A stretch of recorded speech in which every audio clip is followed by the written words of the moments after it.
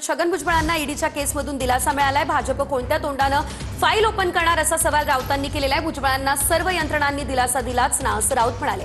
भाजपसोबत जातात त्यांना आता क्लीन चिट मिळणार असल्याचं वडेट्टीवार यांनी म्हटलं। चौकशी अंती काहीच निष्पन्न न झाल्यानं भुजबळांची मुक्तता झाली असं महाजन म्हणाले।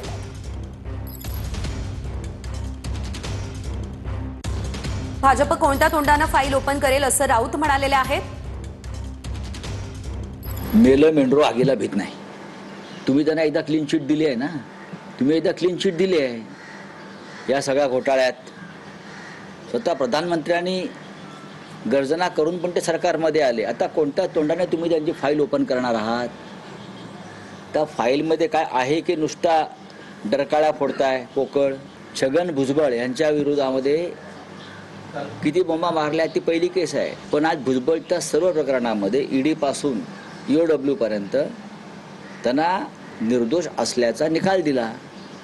याबद्दल या राज्याच्या गृह खात्यानं आणि ईडीनं प्रायश्चित घेतलं पाहिजे। जे जे भाजप सोबत आहेत त्या सर्वांना भविष्यात क्लीन चिटच मिळत जाणार, कारण भाजपची खूप पॉवरफुल मशीन आहे।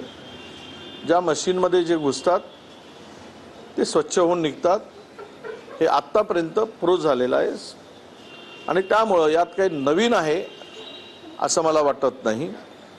जे 2.5 वर्ष त्यांचे जेलात गेले त्याची भरपाई कशी होणार, त्याची जबाबदारी कोणाची असणार, जे आरोप करून ज्यांना टाकलंय त्यांची काही नैतिक जबाबदारी आहे की नाही यावरही जनता विचार करेल। चौकशी झाली, मुक्तता झाली।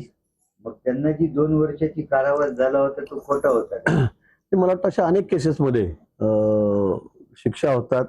प्रथम दर्शनी काहीतरी समोर येतं आणि नंतर चौकशी अंती त्यात काही स्पष्टता येते। एकच केस नाही, आपण अनेक केस बसल्या म्हणजे अनेक गुन्ह्यात, मी सांगणार नाही कुठल्या काय कुठल्या कलम म्हणून, पण अनेक गुन्ह्यामध्ये असं होतं का सगळ्यांना 100% लोक जे जेलमध्ये जातात त्यांना शिक्षा होते असं कुठे नाहीये मला असं वाटतं।